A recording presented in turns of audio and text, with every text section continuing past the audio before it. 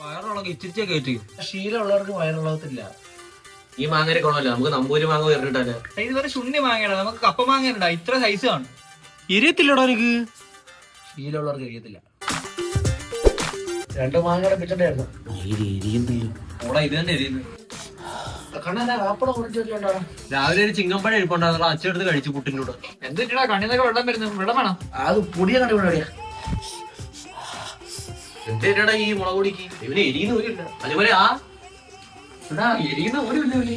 എരിയില്ലെന്ന് പറഞ്ഞാൽ കഴിക്കല അൽസർ പിടിക്കുക. ശീലമുള്ളവർ കുഴപ്പമില്ല. ഞാൻ പോയി 2 കപ്പ മാങ്ങ വെച്ചുകൊണ്ടേ. ഇങ്ങനെയാണോ നടപ്പില്ല. കുറച്ച് പഞ്ചസാര ചോദിച്ചാലോ? ഇവന് മറ്റേ സ്പൈസി ഗ്ലാൻഡ് അടിച്ചു പോയി കാണൂടാ. ആഹാ, അന്ന് ടെസ്റ്റ് ചെയ്യണല്ലേ. നല്ല വെള്ളഞ്ഞ മുളകുണ്ടോ? അമ്മ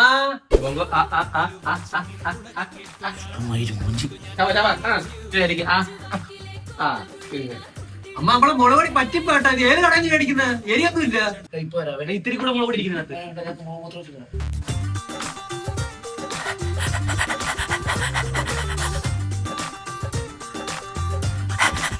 വാടാ, ഗുണ്ടോളം കൊണ്ട് വെച്ചേക്കുന്നത്. കണ്ണൂസ് മിക്സ് ചെയ്യുന്ന മുളക് പൊടിയുടെ. വാ ഓടി വാ.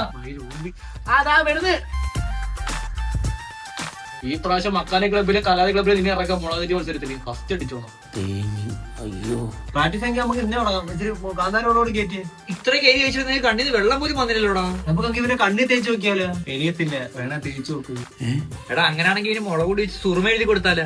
ഞാൻ ഇപ്പൊ വരാവേ. പയ്യെ വീരാം. എവിടെ പോകുന്നത്? കപ്പ മാങ്ങ വെച്ചുകൊണ്ട് ഇവിടെ നിന്ന് മൈലമാരനെ കൊല്ലും. തിരിഞ്ഞു നോക്കണ്ട. അടിക്കടി അക്കം പക്കം കാണ